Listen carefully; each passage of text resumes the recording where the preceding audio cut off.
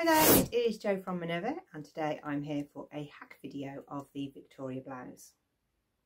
The Victoria Blouse is a pattern from Minerva. It's one of our releases that came out in the first batch of patterns, and this is an easy flow top with a V-neck, a pleat along the front and a 3/4 sleeve with the band on. If you make the pattern, you could change the hem band. It's got quite a swing length with a lower back and a shorter front, but you can change around some of those things, and hacking videos will focus on the neckline, the sleeves and the hem. If you want to check out some details for the neckline, you can check that out in another video, and I highly recommend that if you're going to add length to the sleeves, which is what we're going to do today, that you get the fit right on the neck, because it's quite a top with quite a lot of ease. So if you're going to put some more weight on here with a longer sleeve, you want to make sure that it fits your neck properly, because you don't want it to be pulling your blouse out of shape with the extra weight on the sleeves. I'll show you how to do the short sleeve hack today. I'll just do that as a flat pattern piece, because you can I can show you what it looks like here and you can see it, and I'm going to demonstrate the one today where we can try a longer sleeve. This one that I'm wearing is just a toile. It's made out of a piece of cotton that I had, and you can see I did some hacks on the neckline video. So I've put in a faux camisole, and I've also sewn up the top of the pleat. That's in another video, so let's go and have a look at changing the sleeve length. This pattern is suitable for a lot of different fabrics. So this one that I've made here is in a cotton sateen, so it's got slightly more structure in the arm and in the hem. But if you want a drapier top, then you can try this one, which is Garden Greeting, and this is the fabric that I'm using today. This pattern takes quite a large print, because there's not any cut lines here, and you've got that swing along the bottom, so you can keep the print design in order throughout your pattern. This has a lovely bit of drape, so if you're adding longer sleeves, then I really recommend that you use a drapey fabric, so you don't sort of make a top that wears you rather than you wearing it. So let's go and have a look how we're going to alter the pattern for long sleeves, and we're going to sew up the top. You're going to find a point which will be the cut point for where you add your lower sleeve. So we want to keep this grown on shape, because that's what turns the body into the sleeve. So measuring from your neck, you're going to find a line that just allows you to keep the curve of the grown on sleeve. Mine happens to be at the end of that green section, which is 30 centimetres. So onto the pattern, I'm going to measure that length, and that's going to be my cut line. And then I need to know how long I need my sleeve to be so that it's long sleeved. And that's going to be to the end of the white section on the tape measure. And that's going to be how long I make my lower sleeve. Depending on my cuff finish will depend how much I need to add for seam allowance. Am I just turning it over? Am I going to shear it? Am I going to add a thin elastic? Am I going to add a wide, thick cuff elastic? Those are your choices. But first of all, you need to get the measurements for your upper sleeve, which you're going to keep the same as the grown on pattern, and your lower sleeve to get to your wrist. I'm going to be transferring those measurements now that I've just shown you on my shoulder. So allowing for the 1.5 seam allowance to put the facing on, I'm going to measure 34 centimetres, and that's going to be my cut line for where I join on the long sleeve, and I've added a dash line for my seam allowance. This means that I'm still utilising that grown on sleeve arm shape here. So whatever I put on the end of here will only be affecting the arm. I'm going to trace that shape off, and I'm going to trace this line and this line so that I can carry this sleeve on and make it long. I'm not going to cut this off because this is my original pattern. I'm just going to fold it up so that I cut along the shoulder, down the arm, under the arm and down the side. And then I'll show you what shape we need to put onto here. And then you're going to do the same to the back arm. So you're going to make sure that the piece that you've made for the front will match the arm length for the back. Depending on what you want your bottom sleeve finish to be around your wrist, then you can either, this is the top of the sleeve that's going to attach onto my pattern piece, so it's slightly curved because that's the rest of the underarm curve on the pattern. You can take this in and put the sleeve band back on the bottom. You can take this out and have a gathered sleeve on the bottom. You can put a cuff band on the bottom with a gather. You can add rows and rows of shearing. So you will need to know how much to add onto the bottom here and how wide to make it, and that's your choice. All my pieces are ready. I've interfaced the neckline ready to put onto the top and pressed the neckband binding. Right, let's start to sew. I'll be whizzing through this top construction today because if you want to see a guided sew along of how to make the Victoria blouse, you can check out Diane's video here. In this video, she'll take you through each step so that if you're new to sewing, you can get on board with sewing the Victoria blouse.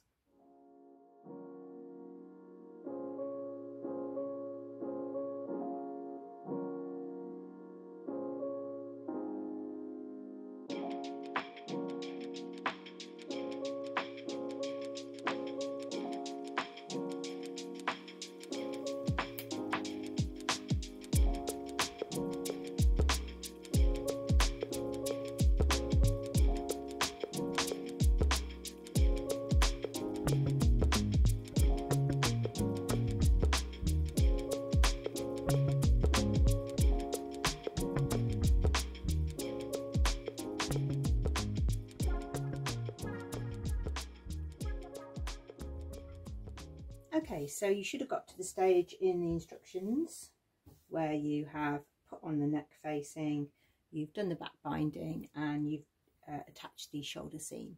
You might need to just clip this shoulder seam here so that it lies flat under the facing. There we go. And we're going to put our sleeve extension onto that cut line. So here's the shape that we cut. I put a little mark here to show where the centre was so that I can match that up with the centre line of the sleeve.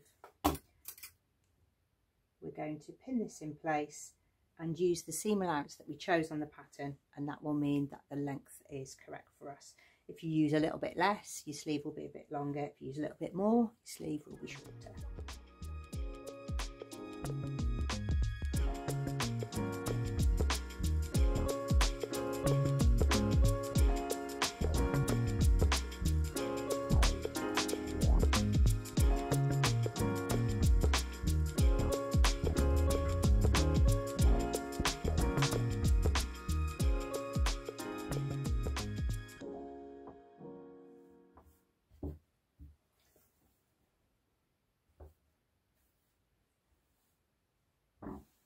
Okay, so your lower sleeve is attached to your upper sleeve. You've still got this armhole curve, meaning you've got the same shape as the Victoria blouse originally intended.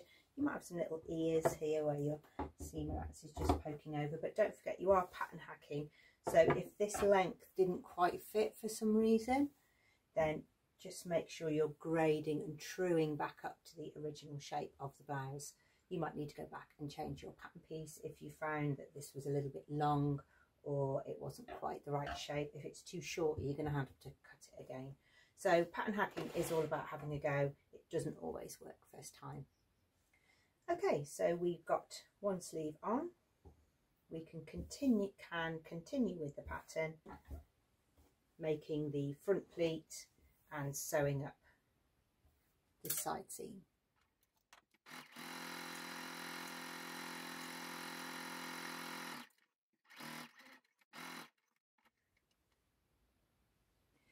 It's a good idea at this point to try your blouse on and just check your new sleeve for length.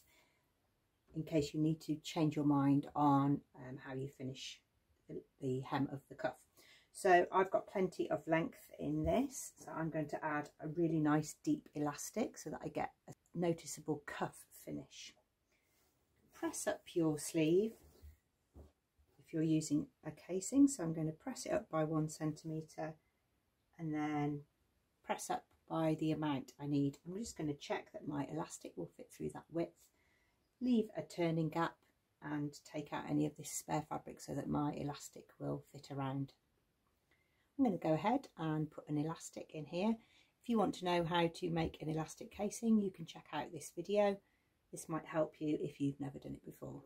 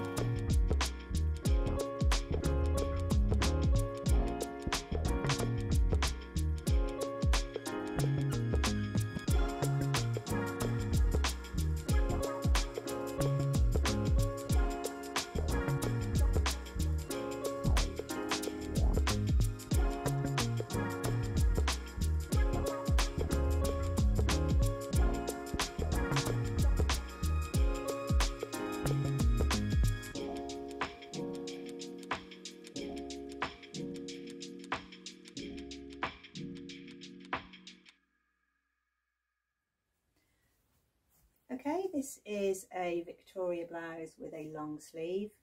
Looks like a really different blouse, I think. I've tucked the front in, I've got the back out. You could actually wear it as a complete tucked in blouse. I've got a really deep cuff on there and I think that makes the whole sleeve hack look really intended. I'm still getting that nice smooth shoulder from the grown on sleeve. You know, you can change that up a bit. You can make that bigger, you can make that fuller so you get more of a sort of balloon sleeve at the lower end. You could also double the width of the top of this piece and you could gather that on, so you would have a smooth upper arm and then a really intended from here gathered sleeve that gathers back into the cuff. So I really like this long sleeve hack. I think it is something that I would definitely wear, and it takes the Victoria blouse into different seasons and maybe into your workwear wardrobe, not just for casual wear. In this second part of the video, we're going to take a look at the pattern adjustment for a sleeve hack. Just be careful that if you make the 3/4 top and you don't like the length of it, if you just try and cut it off, because of the gradient of this grown on sleeve shape, you might find it a little bit tricky to hem. So I'm going to show you how to add enough fabric to make the casing. To make the short sleeve pattern adjustment, I'm going to use the same line that I chose for my long sleeve adjustment. So I've got my cut line and my stitch line. It's going to need to be around about that 30 centimetre line that I used for myself, 34. And then I'm going to add onto here anything that I need to do a turn up. So today I'm going to do a little turn up with a thin piece of elastic in. So I'd like my casing to be 1.5 centimetres deep. So then I want 1.5 centimetres for the other side of the casing and 1 centimetre to turn under. So I'm going to add 4 centimetres.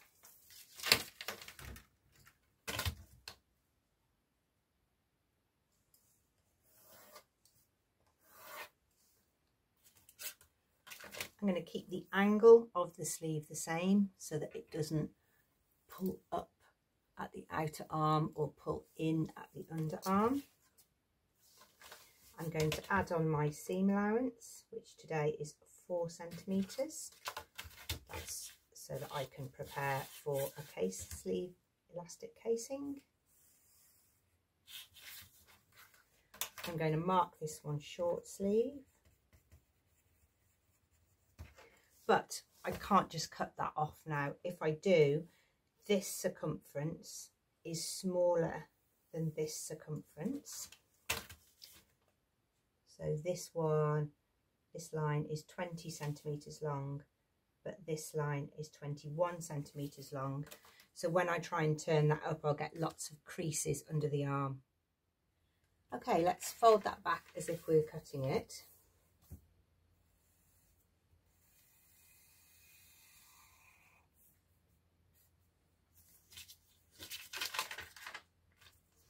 And we need to be making sure that if we want to gather, then we've got lots of fabric to gather in our cuff.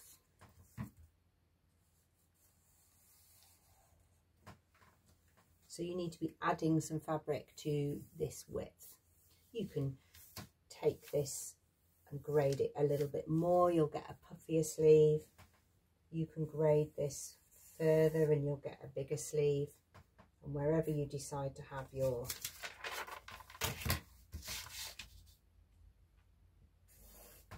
hemline,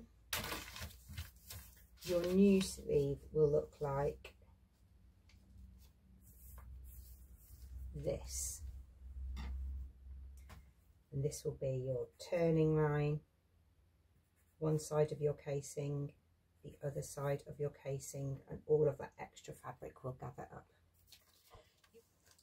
If you think you're going to hack the Victoria pattern a lot, then I would retrace the back and the front bodice, adding that extra fabric on for a gather, because otherwise if you want to use it back as a long sleeve, you'll have incorrect lines on the underarm and the overarm. So I'm going to keep my pattern as it is, and I'm going to trace it off and make a short sleeve pattern version with a wider gathered sleeve.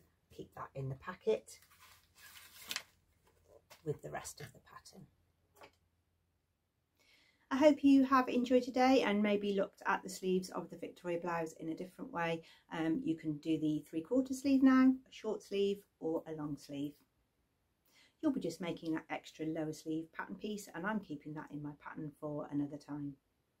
You definitely need to use a draping fabric to get this long sleeve look, because if you use a cotton sateen or a cotton or a structured fabric, you might lose some of that armhole shaping. You might start to get some fabric coming to the front.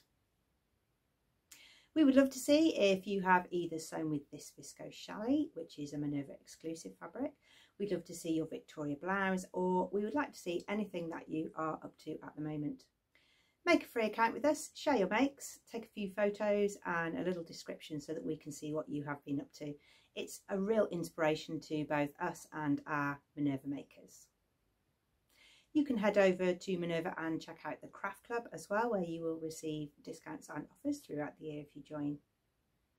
Do come back for more of these pattern hacking videos.